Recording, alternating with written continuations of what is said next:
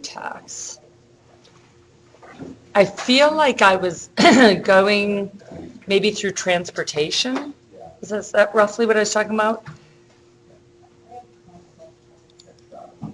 Okay, let's just start here. This is the last thing I remember talking about. I do definitely remember the SC Calc as well. Okay, so we're talking about business income expenses. This is a conversation about, it's not about my commuting, but it's like if I go see clients on behalf of my job, or I go from work site to work site, I can take my transportation expenses one of two places. What's one place I can take it? I can take it as an itemized deduction on my, what's the schedule again? A Schedule A, right? And what's that called if I do this on behalf of my employer?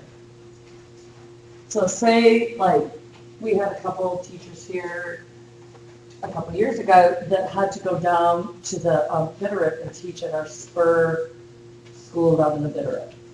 Okay, so they came here, they taught about them, and they drove to Hamilton and back. Did they get that mileage? They get to take that? Yeah. Sure. Okay. They took that on their Schedule A as a employee business expense.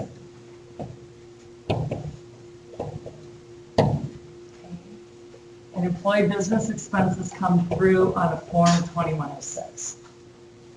So that's one place you can take it. Second place you can take it, what if I'm doing that on behalf of my self-employment? Then it's going to go on Schedule C.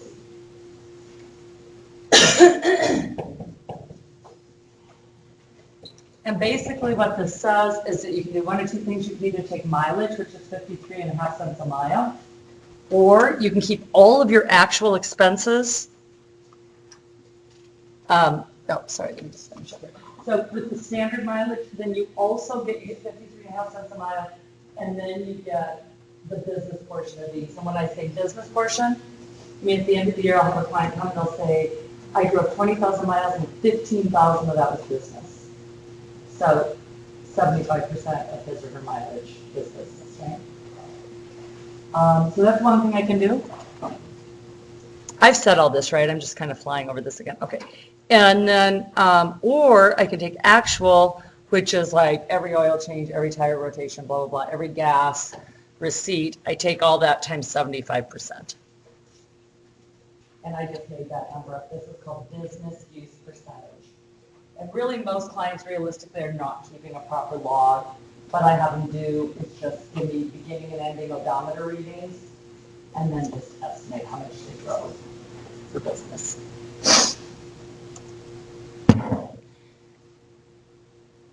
Okay. Okay, so then travel is different from transportation. This is a whole other category. Travel is when you leave your tax home for more than 24 hours or because you need rest. And in order for travel to be deductible, it's got to be considered ordinary and necessary. So this is a super vague term, right?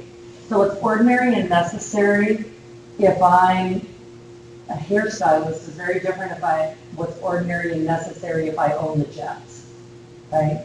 So the magnitude of the dollars spent has got to be commensurate with what you do for a living and how much money you earn doing what you do for a living. Because ordinary and necessary can look really different between categories of income. So it says it has to be substantiated, not lavish. Well, again, define lavish, right? So a lot of people in the business world or just in the professional world travel and eat and drink and stay at places that by nature, I guess I would call lavish, but it's not lavish for their area. So my point is, like, when clients come to do stuff like this, it's very big. I had a guy come, who's a friend, and he writes code, he writes software code for the Department of Defense, in his living room. And he makes a shit ton of money. And he and his wife's a part of his little S corp, and they were going to go to Hawaii for their shareholders meeting. I'm like, really, Scotty? Are you kidding me? You don't need to go to Hawaii to have your shareholders meeting. You live with her. You could just talk about it over dinner. So, those kinds of things. I mean, you can put a kibosh on that pretty quickly, but a lot of things aren't really clear cut. So you get your lodging, your taxes, your laundry, your tips, your meals. The meals and entertainment are only 50% deductible. And then there's a whole bunch of rules, as you can imagine. Would that change with the tax law change? Everything I've practically said is now completely up. I just, You can't deduct anymore. huh. Yeah. And that's caused a huge outcry from the American Restaurant Association, as you can imagine. Right. People aren't going to be using it as a. Right. So meals aren't deductible at all anymore? Well, I mean, you gotta be careful with meals too, if we look for that kind of thing. It's a huge risk. Like, that's the other thing too, is that, Yeah. like, I can eyeball a tax return and tell you just, not like, oh, I've got some insight or anything, but just from doing it for a lot of years, where are your red flags going on? Right, and a lot of business people, they don't do that because it's a huge, like. I mean, you have a right to get 50% of your meals and entertainment that you actually, I mean, I take some meals and entertainment, a couple $100 a year. If I take a client out for, lunch or coffee or a drink or something, of course I'm gonna take it. But I mean, it's not 40% of my billable revenue, it's 0.2% of my billable revenue. You know what I mean? I mean, people do that. You kind of gotta look at it. Okay, so as I said earlier, you've got to be away from your tax home long enough to need relief from work. And your tax home is interesting because it's defined as your primary place of business, and it's not necessarily the same as where you live. So I had a gal a couple of years ago who was a pharmacist, and she lived here, and her son went to high school here, but she was a pharmacist up in Browning on the Blackfoot Reservation. And she went up there and had an apartment during the week, and her kid was like, and he stayed here, which I'm sure his friends were pretty psyched to get him out of the Browning all week. But she would go up there, that was her tax home. Okay, so when she left her tax home, that was all travel.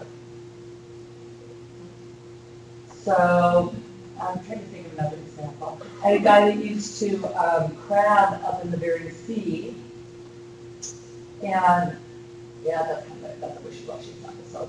So she's the best example. Her tax home was up in Browning, because that was her primary place of business. If you're temporarily assigned, so I went to Australia and did exchange over there for 6 months. 17 years ago. That was a temporary assignment, and everything I spent over there was deductible. So you feel like traveling nurses and stuff like that? All that. I mean, 6 months of living expenses. So that year I fully expected to get audited because my employee business expenses were like $20,000. I mean, my travel, not my kids' travel, but my plane ticket, my housing, my petrol and my gas over there, our food, our utilities. Temporary assignment, half of our food. I had fully expected to get, no, I didn't get audited. But I mean, I should have. I mean, it's a huge number that looked really crazy compared to my W-2. Because I wasn't really talking about coming home. But if I'd been there for more than a year, then I would have been able to do that. I was there for 6 months, so it was perfect.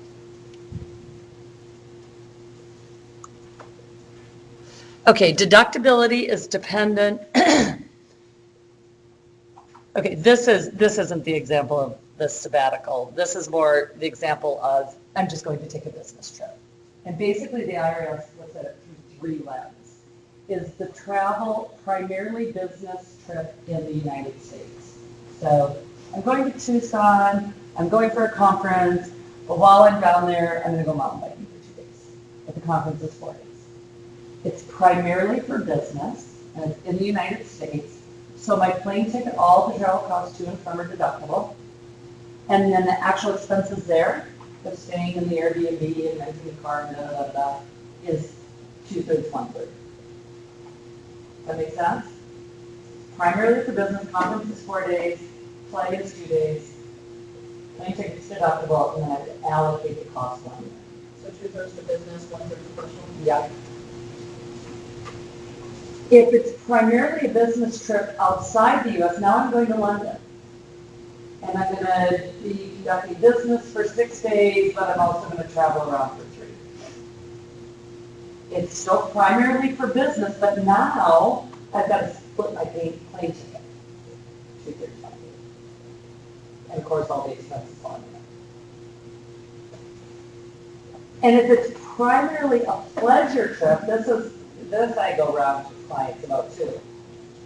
I'm going, I've got a doc who goes hunting, big game hunting down in New Mexico, in Santa Fe.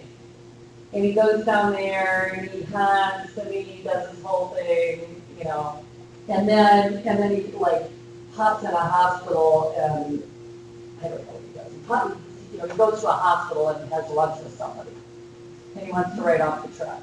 I'm like, that's not happening. It's primarily a pleasure trip with maybe an element of business. Maybe he goes and consults with a fellow oncologist or something for an afternoon. It's primarily to go big game hunting.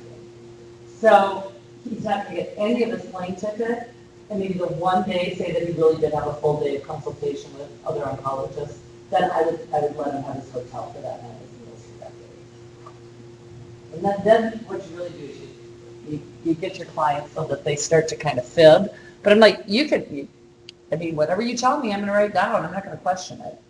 But it's kind of funny. Okay, so let's do this example. So we've got Gretchen. She's a sustainability director. She travels from Idaho to New Mexico. She pays $380 for airfare. She spends $330 on lodging, $150 on meals for the business portion of the trip. While she's there, she goes on a personal sightseeing tour of the Turquoise Trail, blah, blah, blah. This is pretty straightforward, obviously. Does she have to split her airfare? No. And really, I should have told you how many days she did each thing. But the only thing you have to worry about here is she only gets half her meals of the 150. Right? So 50% of the 150 is deductible, and then none of the personal stuff is deductible. And you really, like when people come in, what you really want them to do when they go travel is to run 2 sets of cards on the personal versus business. That's just way cleaner. But if you're getting a new client, they wouldn't have done that, but you try and coach them going into the next tax period to do that. Okay, this, I've got a couple people that do this. So this is, if you travel a lot, you don't want to keep all those receipts, right? Can you imagine if you have a whole ton of food receipts? People don't want to do that. So they can use something called per diem. So the 2 clients I have that use per diem right now, one is, I think I told you about her, she's a weaver, and she goes to all these trade shows. And then my other guy is he does the sound stage for bands. So he's traveling all the time, 50 days a year. He does the sound for bands, pretty big bands. So what I need from them, well, we need a couple things. We need to decide which of the per diems we're going to use, and then we need to get them oriented to at least keep a log so you know where they've been. So there's a couple different ways to do per diem. The first one's the regular one, and that is and these are all online on IRS.gov. You have the forms and instructions and put in per diem, and you'll get more than you ever wanted to know. But it's like I spent 2 nights in Boise, and Boise has a rate, and then I spent 3 nights in Idaho Falls, and that has a rate. Okay, so that's very time consuming if somebody travels 200 days a year. Okay, my weaver does this because she only travels in the summer, but he travels all year round. So really what you do with him, my band guy, is the high-low method. So basically it's like everything's called low, like Missoula's low, but there's a few high areas, high costs, like Seattle, San Francisco, LA, right? But everything else is considered low. So then I just have to tally up the days, and I can kind of eyeball and see which are high areas. And just pull those days out and multiply by 282, and everything else, he gets 180 in a stay. Does that include airfare? No, this is lodging, meals, and incidentals. And once you do that, you have to do it all the time. So, and then I don't know the exact numbers, but in the 282 and the 189, a piece of that is for food. So you've got to pull that and multiply by 50%. So you don't really get that number. But when you look it up, you can see it tells you what's what. So they did not work that in. One more time. They didn't work that into the figure. No, you've got it, it's like that 189, I'm just making this up, but like $60 is food and 129 is lodging and incidentals. You have to take the 69 and multiply that by 0.5. Then if you're self-employed, let's see, is this one you have to use? No, because she uses the other one. This is just a third option. I don't think I really ever use this one. This is if somebody stays in like nicer places, they want to take their actual lodging and then just get a per diem for meals, basically. So they keep their actual lodging receipts and give you a number for that, and then they get a per diem for meals.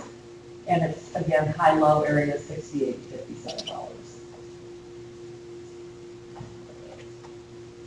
Okay, so that's pretty, and again, I mean, it shows up here, depending upon what you are. Are you self-employed? Or are you an employee that travels on behalf of your employer and doesn't get reimbursed? There's not a lot of examples of that, probably. Okay, entertainment. This is even more superfluous than meals. For entertainment to be deductible, it has to occur right before or right after a business meeting or a business event. It's got to be documented. I think there's 5 things you have to write on the back of the receipt: who you were with, what you talked about, how it pertains to business, blah, blah, blah. But I mean, this can just get crazy. You know, I go to Vegas, and I go to a conference, and then we go out and see Cirque du Soleil and pay $300 for tickets. And, you know, hate having these conversations. But this is what the law says was associated with costs that serve a specific business purpose, you know, and then, you know, the 15 drinks that went with it. I mean, I'm sure you're having a real lucid business conversation at the culmination of that, but that's just how that rolls. This, again, is all gone away. It is super abused, super abused. We saw it in my book, and I don't know if I just read this wrong, but it says that the M&IE method is the only method allowed to self-employed taxpayers. Does that sound familiar? No, but let me see that. It says it. Not right this second, but let me take a look at that. Sure. I know self-employed taxpayers can use it. But they don't, it says here that that's the only one they are allowed to use, and. Well, then I've been doing something wrong for a long time, because this high-low method is what I use for my 2 peeps. I thought. And they're definitely, he's an employee, she's self-employed. Yeah. I'll have to look at that. So going forward with the new laws, is there anything huge that if we do have clients, that we should be tax prepping them for? Like the loss of the meals and entertainment stuff? Yes. How do you address that? I haven't. Okay. I haven't, because I've just been putting on blinders. I mean, I just can hardly wrap my head around the fact that this tax season, it's almost going to be like property tax returns for the first time. Maybe it'll go away. It's not going to go away. It's not going to go away. And I mean, I need to, I'm going to Tucson next month to go to a 3-day tax conference, and I'm really hoping to come back from that and have something remotely intelligent to say about it. And Like that, like prepping my clients. if that's the case, I mean, obviously, we're already 9 months into the year. Yeah. So you can tell them now and be like, oh, by the way, don't think you're gonna get this, but, I mean, would it be something you can send out a notification? So I send out letters, I send out packets in early December to everybody. Even though I'm trying to go paperless, it's still kind of like, I don't really market myself at all, but it's something they get in the mail, you know, like Right. a hardback letter. And normally in that, I'll tell them you know, what I do know about, because I usually go to a tax conference in November to get all the updates. And, yeah, because, yeah, what was your question? I don't really know what I'm doing around this. Yeah, no, just, I mean, if you find something out like that early on, Right.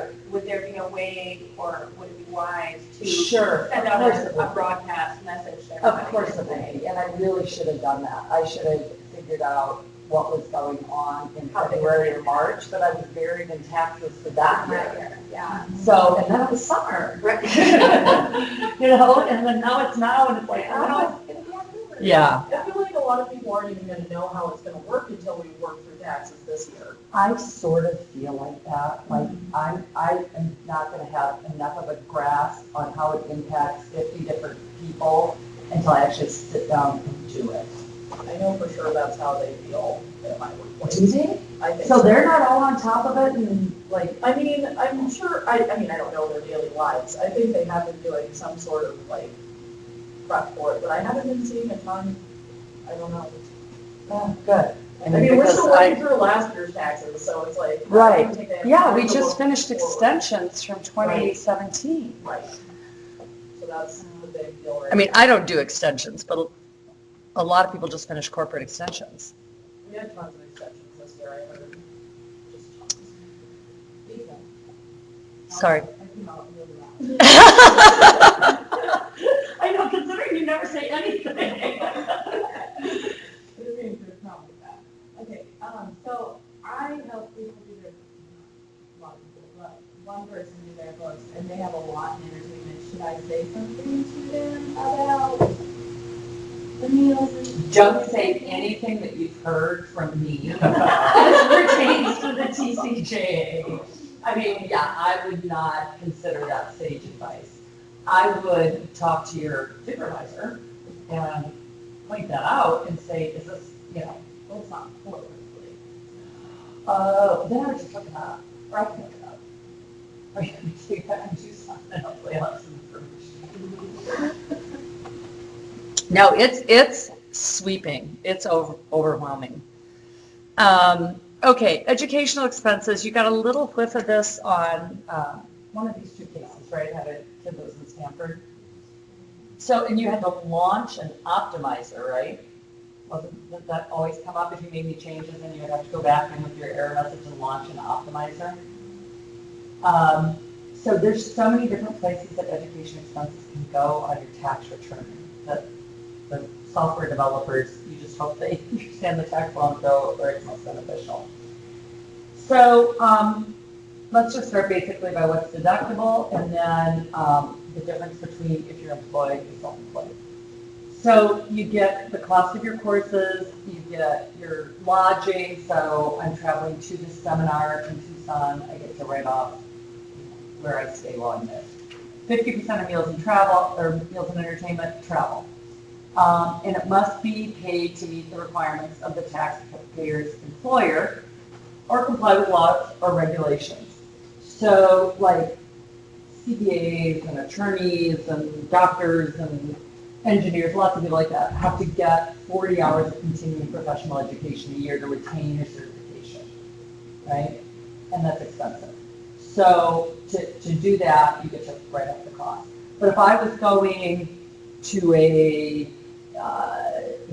Native American Puebloan conference because I'm really interested in that kind of stuff in Arizona, I wouldn't be able to write that off because it doesn't meet this caveat.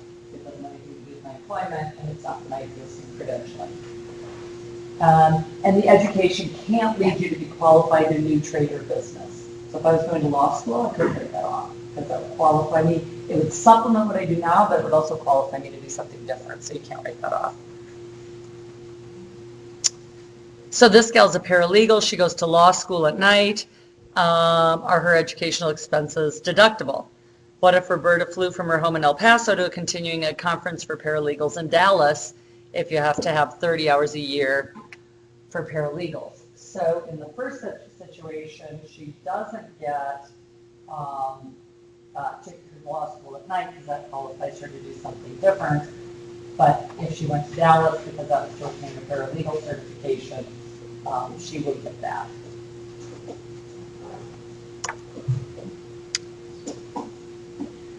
Okay, this I think you saw on our school teacher.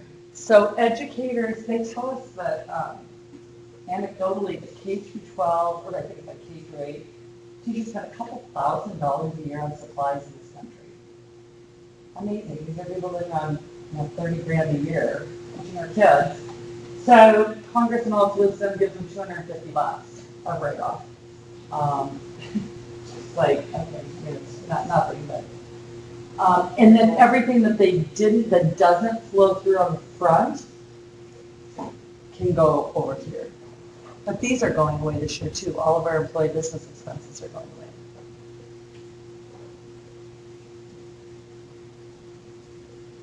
Okay. So K through 12 are principals, get it. Dues, subscriptions, and publications. This is for anybody, this is all your journals, your professional materials, dues paid to civic organizations. Like I have to pay $250 to the AICPA every year. My CPA license, I have to pay another couple $100 to the state of Montana. Like all those kinds of dues. I have physical therapists that they have to pay for their licenses every year. That's all deductible.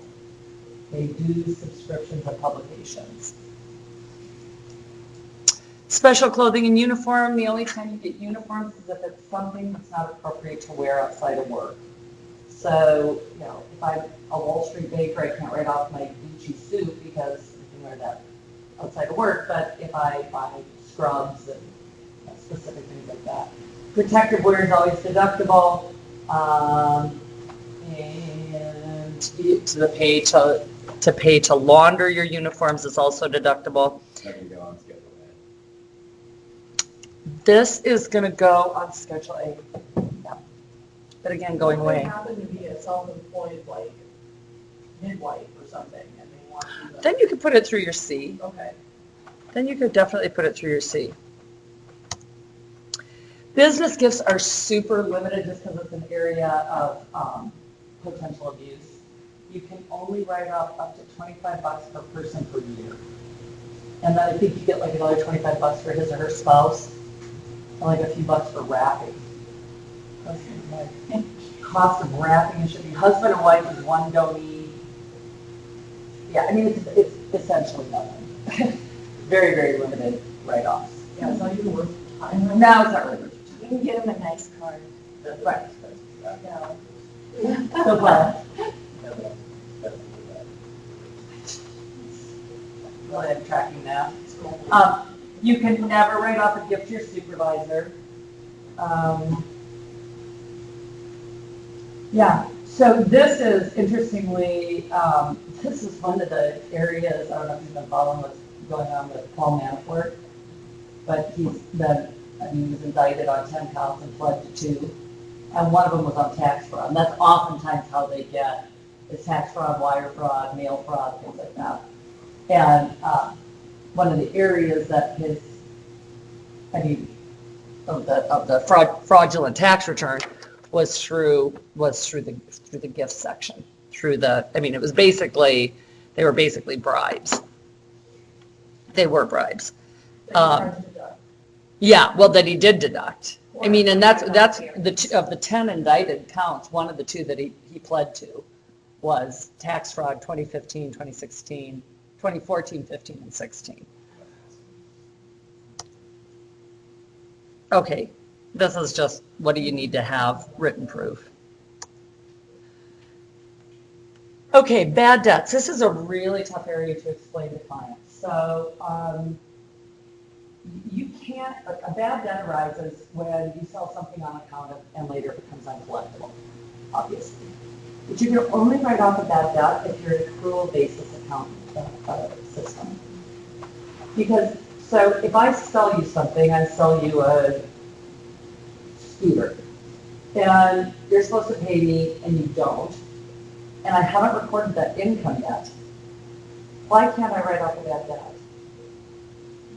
Could be making them up, maybe, But say it really happened. Yeah, I can be making lots of things up, but say that really happened. So I bought this scooter, a Ducati scooter from Italy, and now I'm selling this Ducati scooter, I paid $1,500 for it, I'm selling it to you for $4,500. I let you drive it off the lot and you don't pay me. Yeah, you have to make your revenue.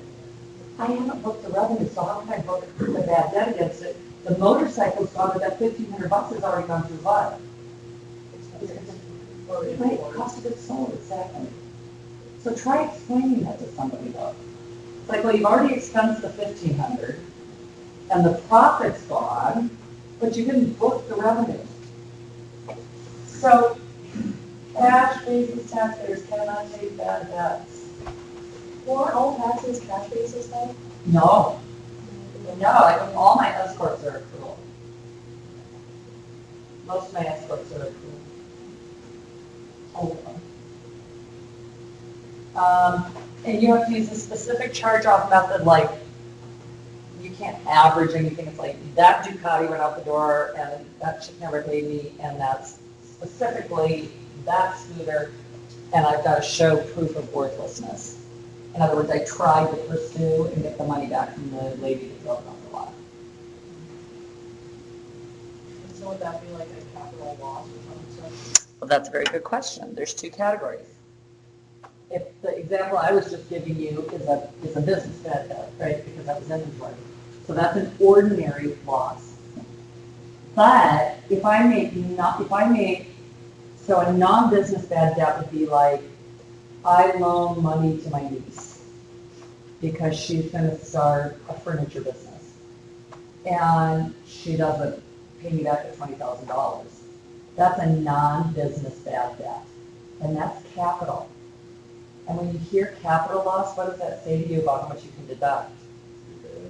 $3,000 a year. It's going to take me 7 years to recoup the money I lent it, right?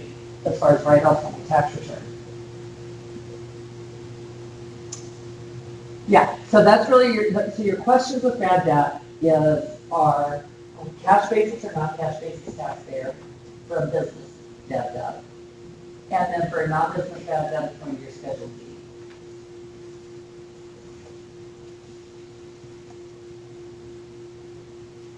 Okay, this is Lars, Keiko lends Lars money for upholstery business. He can't repay your business or non-business. I just gave you that example. So that's a non-business, $3,000. Okay, this is a huge area, and I don't honestly know if this is impacted by the TCJA. Office and home is when you get to take a portion of your home against either your self-employment income or your Schedule A if you're an employee that doesn't have another office. So it's got to be used regularly and exclusively as the principal place of your business. You've got to manage your business there or meet your clients or patients. Or if you've got a separate, got a construction company that they've actually got a separate little casita on their property that they operate their construction business out of, or if you have something that you use for inventory storage. Those are the only 4 situations. So almost all of my tradespeople, like painters and drywallers and framers, I keep their office on home front because that's where they do all their billing, it's where they keep all their books, it's where they do all their bidding, you know. So the scoop is it's got to be a separate room that's used exclusively for the business. So, I mean, if I've got a my painter's got a 1-bedroom place, he's got his computer over in the corner of his bedroom or his living room, you don't technically, you don't need to take that. I will sometimes kind of fudge it a little bit because I'm pretty sure the IRS isn't going to show up in his living room. What if you're an employee who pays, I mean, this is probably on your Schedule A, but your employer doesn't provide an office space for you, but you want one for yourself, so you rent one yourself.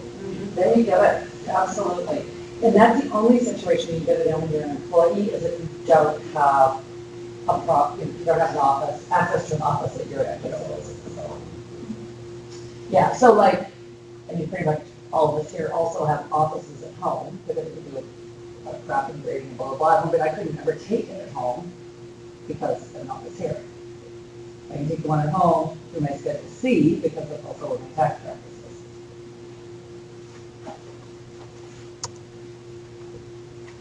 So, this gets a little bit complicated. I'm going to show you this on paper.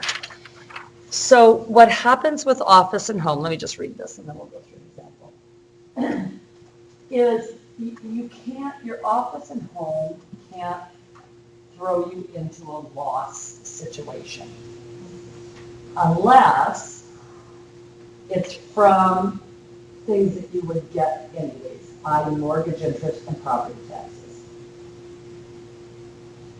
Okay, so let me just back up and kind of give you more of a bird's eye. So what kinds of things do you get to deduct for office and home? You get a portion of your mortgage interest, you get a portion of your property taxes, you get a portion of your insurance, you get a portion of your repairs and maintenance, you get a portion of your utilities. Right, so all that, yard and snow, you have somebody that comes and mows your yard and clears your snow, you get all that, right? So say that 7% of my house is my office. I get to add up all those expenses multiplied by 7%, and that's a deduction, on one of these, right? Based on square footage. Square footage, yeah, unless you're a daycare, and then there's different rules. How is daycare different? You can, I wanted daycare forever ago. I think that you just get 50% of your house. Is that right? I'm not sure. Oh, you're shaking your head. I think you get 50% of your house. Because you're, obviously, kids are corralled in one. Maybe, yeah, okay. Generally.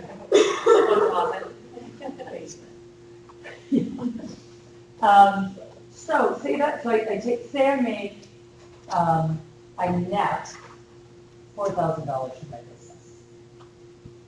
And my office and home is the allocable portion of it, right, that 7% is $6,000. I can't take that full $6,000 against the 4 because that's going to throw me into a loss. But I can if it's only attributable to the mortgage interest and property taxes, because I'm going to get those anyways. Does that make sense? So, and then you can carry forward anything you don't use. I think it might be better to just show an example. So,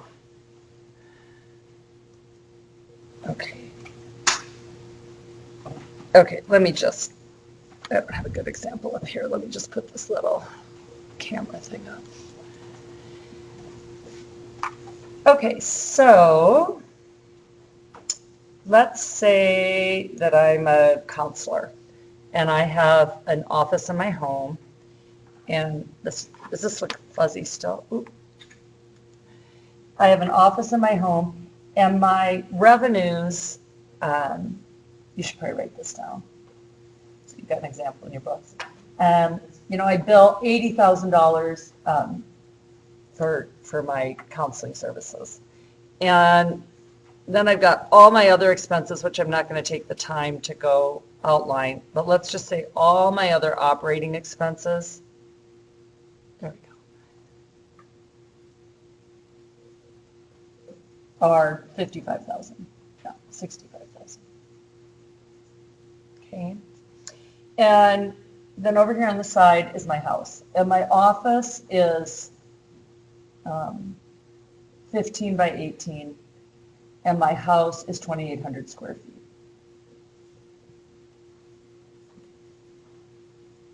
And here's my expenses for my house. My property taxes are $3,800 a year. And then what people try and give you is their mortgage payments. Do I get to take their whole mortgage payment? What's actually in a mortgage payment? What are the 4 things in a mortgage payment? And It's called PITI. what about your mortgage insurance? That's real stuff. Yep. Okay, just a second.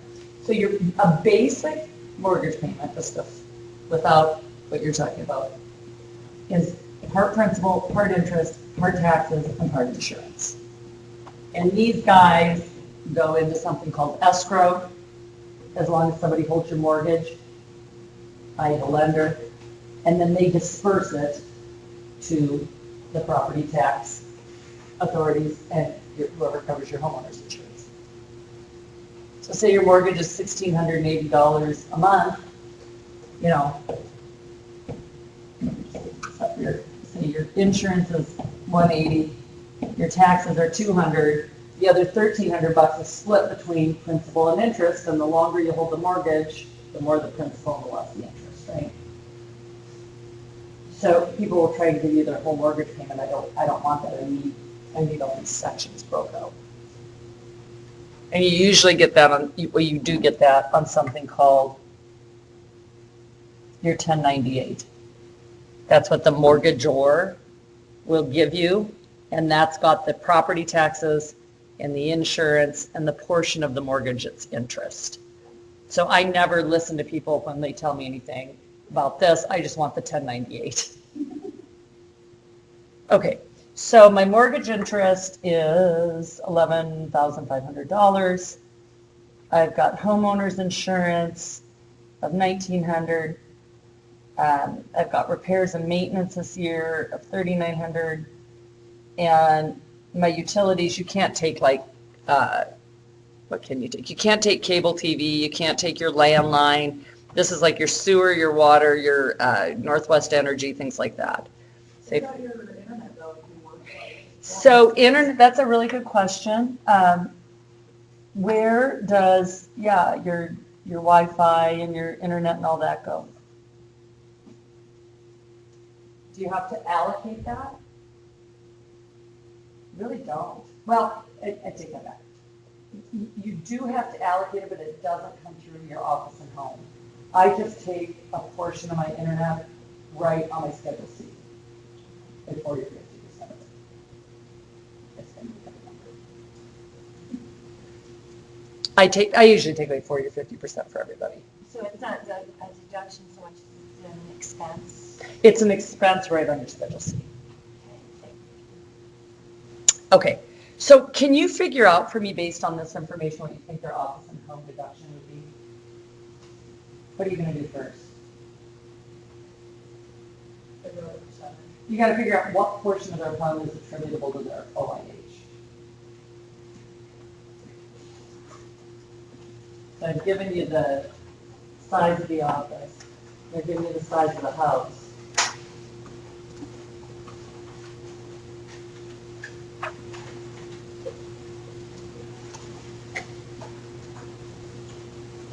I'm assuming we're gonna estimate around that.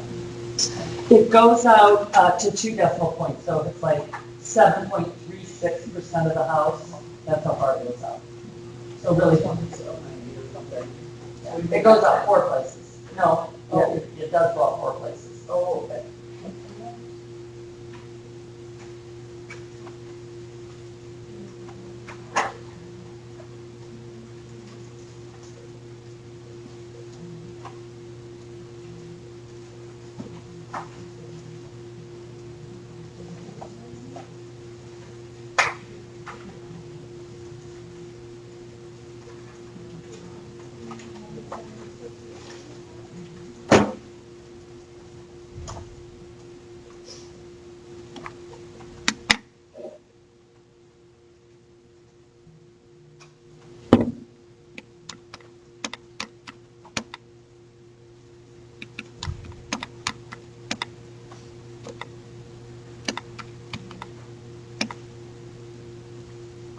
And again, you always check this for reasonableness. Nobody's home office is 40% of their house, right?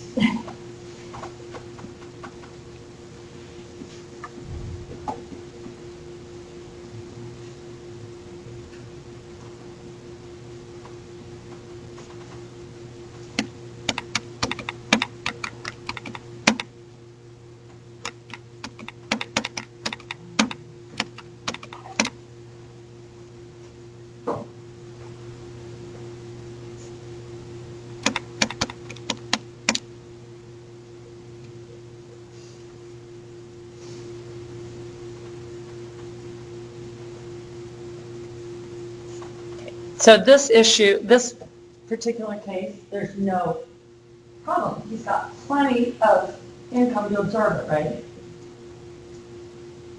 So I tallied up the expenses, did you guys get the same numbers? 9.64 of that?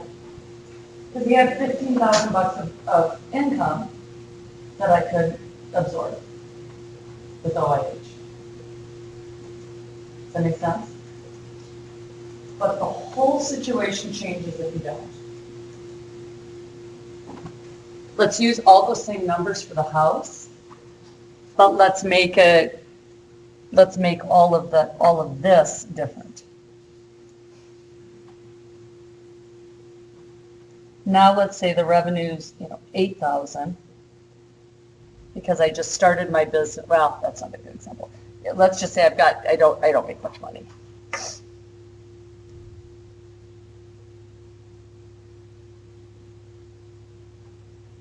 Okay, so in this example, I'm only billing 8,000, and I had I blitzed some marketing campaign that cost a ton of money, so my operating expenses were $7,000. So I've only got $1,000 of net income, right? And the rules say, let's say this one more time, your office and home can't take you into a loss unless it's attributable to the interest and the taxes. What's different about interest and taxes from all those other things? You would get those deductions anyway. I would get those anyway on my butt, on my Schedule A. So now here's what I have to do. I can just eyeball this. I can say, I can't take that full, what's that number, 2497. How much of it can I take? So what you have to do now is figure out on your taxes and your interest, how much goes to the A and how much goes to office and home. And you've got the percentage. The percentage isn't going to change. That 9.64 isn't going to change. And the rest goes to the A.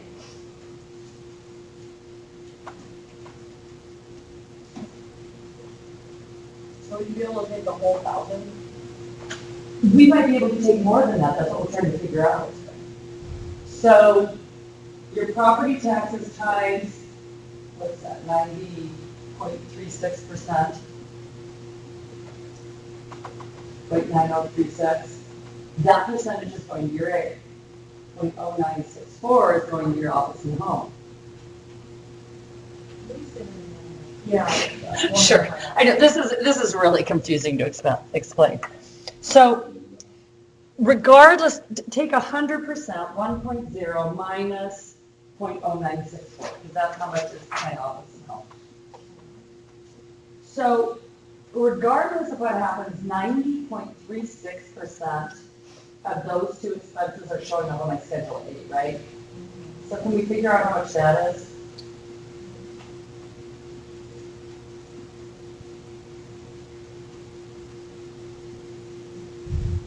And that's just on the taxes and the interest? Just the taxes and the interest.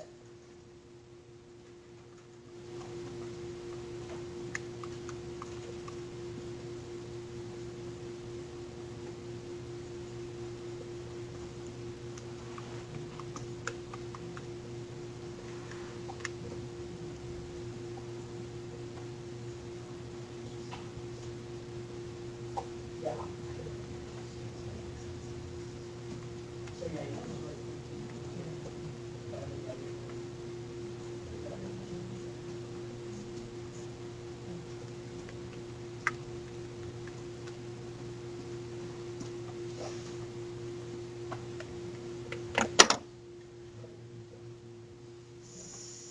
So what do I get to do with that $1,475? Am I limited to $1,000? Okay, but let me say the rule one more time. Okay. If I didn't have property taxes or mortgage interest and I rented instead, in this example, I could look at that and just say, I only get $1,000, full stop. I can only go to zero. I can't go into a loss, ever. But you can go into a loss if it's only attributable to interest and taxes. Because you're gonna get those anyways under Schedule A. You still have to split it percentage-wise between two. You do.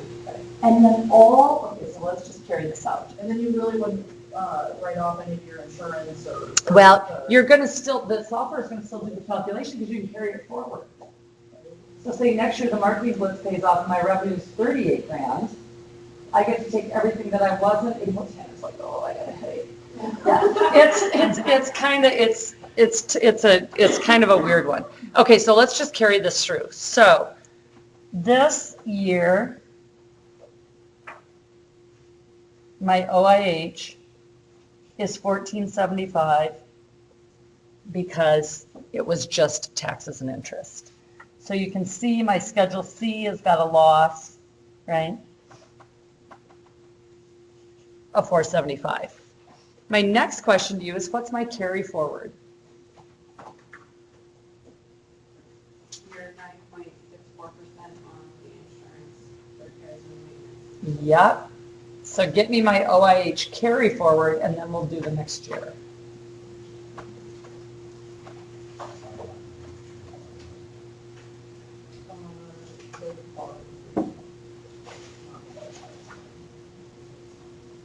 So we don't take an additional 1,000 on top of the 1475, the thousands included in that?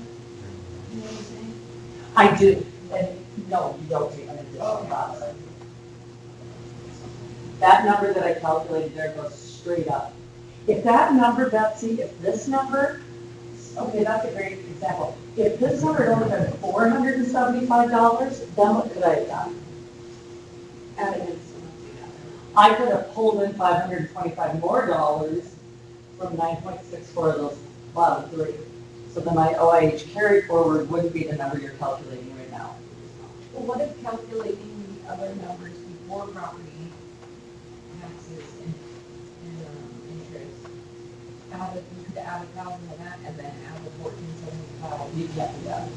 You've got to take good question. You've got to take your taxes and insurance first, or taxes and interest first. Okay, does somebody have the OIH number carry forward? 1022.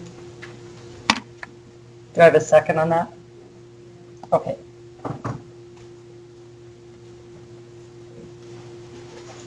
So then in the next year, say all these numbers are the same. Okay, never mind. Let's go back to the screens real quick because I think now I can show you a second example here that's going to make more sense. Okay, we should actually probably take a look too, this is a super important point, so it goes on a Form 8829, and we should look at one of those. I think you might have one. Check that free. I hope. The total side note, are these, office and home deductions still okay under the new? So, it seems like they would be, but yeah. I think they are. Does anyone see an 8829 again?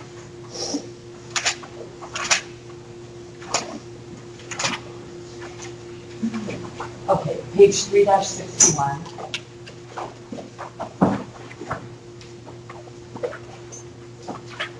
So let's just kind of walk through this together because this is important. So part one was basically what we just did, where you've got the size of your office, the size of your home, and you get the percentage. Then what's really important about part two is you can see, if you go to these two columns right here in the middle, there's a column for direct expenses and there's a column for indirect expenses. All those things that I had up on the board or on the camera were indirect expenses. In other words, they applied to my whole house. Okay, so that everything goes in indirect expenses. utilities, rent, insurance, mortgage interest, real estate taxes, those are all gonna go in your indirect expense column and get multiplied by the percentage. The only thing that ever shows up in the direct expense column is if you did something just to your office. So like 5 or 6 years ago, I put in a new window in my office, a high efficiency window. So I didn't have to allocate that because it was just to the office. 10 years ago, I built cabinets in there. I didn't have to allocate it because it was just in my office. Right? So those are the only things that are ever going to show up in this direct column. 99% of everything goes in indirect. Then what I didn't talk about in this example, I just did it down in part 3. And I don't do this for any of my clients, and I'm going to try and explain why. But really, I mean, I guess you could or should, and I don't do it for myself either. So what does part 3 say? Yeah, depreciating your home.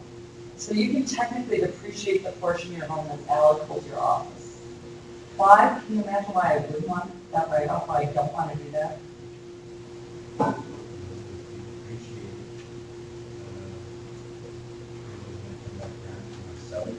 Totally does.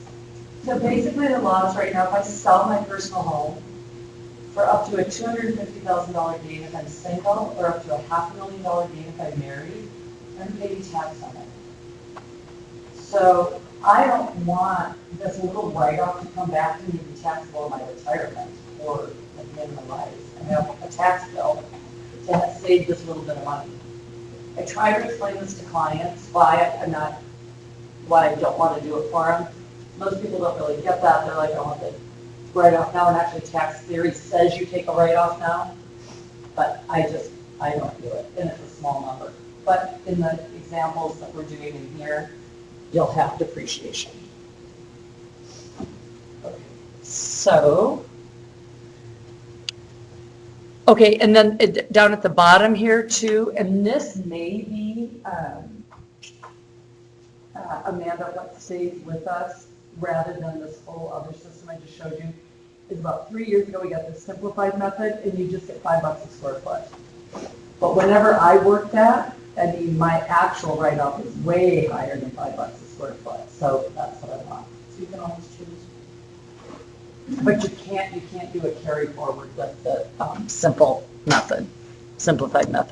So just FYI, if you look at it really fast, and this is what it says that if you work for somebody else, that you basically can't take the office at home anymore. Okay. But if you do work for yourself, there's still options. Okay, because these are going away completely. All your employee business expenses are going away. Yeah. But you continue to get it on your Schedule C. Yeah, and it says unless it's reimbursed by your employer. If your office expenses in your home are reimbursed by your employer, then you can take it. But if it's not reimbursed, then you can't take it at all. Anything that you spend money on as an employee and your employer reimburses you and puts it on your W-2, you've got to have a commensurate write-off with it. Otherwise, it doesn't end up in your favor.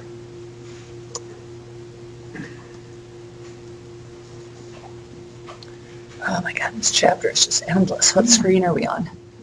35. Okay, we're almost done. I'm like, this is a whole nother big topic, but honestly, I'm not going to spend a ton of time on it because you really don't have that many clients that have these. These are NOLs. I'm just going to go right down to the bottom. This is a very complex area beyond our scope. If you have somebody with an NOL, probably at the level that you're preparing at right now, you would say like this is beyond me. If you do get somebody with an NOL, you can file to get a refund for the prior 2 years. You can carry it back 2 and forward 20. That's really all I'm going to say. How do we pick those out and say this is? It's if somebody has got business and casualty losses. So somebody's got a viable business, which this is important, and I've talked to you about this before. How do I ascertain if somebody has a viable business that's just having a couple really bad years, or somebody has a hobby? When? In the last 3 years. 3 out of the last 5. So if you come to me and you're like, I love to knit, they knit, And then I traveled to sell my knitting, and I had $10,000 in expenses, and I sold 2 hats. It's like, that's awesome. That sounds like a great hobby.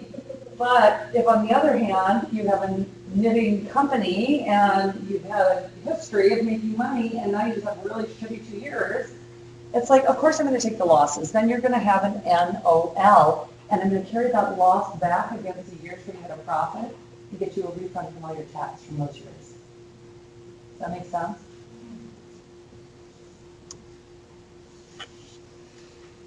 So hobby losses 3 out of 5 years, unless it's horses, you've got to show that you made money 2 out of 7. That's really just all there is to say about that. Whew. Okay, the end. So we have a half an hour, which we're not going to waste. We are going to start our manual recap for our next case. And we have, let's see what our cases are.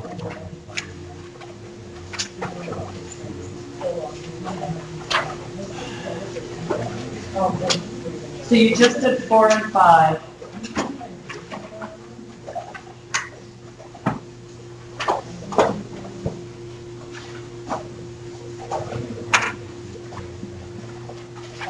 So your cases for this chapter are 6 and 7. 2 hours kind of. Oh, I know. I mean, I cannot sit in the classroom for that long. 6 and 7 are due. 6 and 7 are due. Well, let's just look at them first. So I told you your test is next Wednesday, right? A week from Thursday.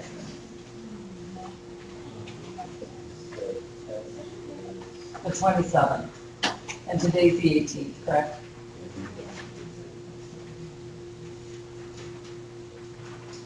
I've got written here in my notes that I need you to give me the tax returns the Wednesday before the test. So, well, if you haven't done by Tuesday, great, but I'm actually giving you an extra day because we're just on a pretty crunch timeline. So if you need that extra day to get in here to finish up, I technically have that they're due by 2 o'clock on September 26th. Up in my office. The Wednesday before the test, because I got to take a moment break and get them back to you. Yes. Case 6 and 7 are due by September 26th at 2 o'clock, which is the Wednesday before the exam. That's about when I'm at campus. And yeah. The homework for chapter 3 is due next Tuesday. We'll go through the homework from the book on Tuesday.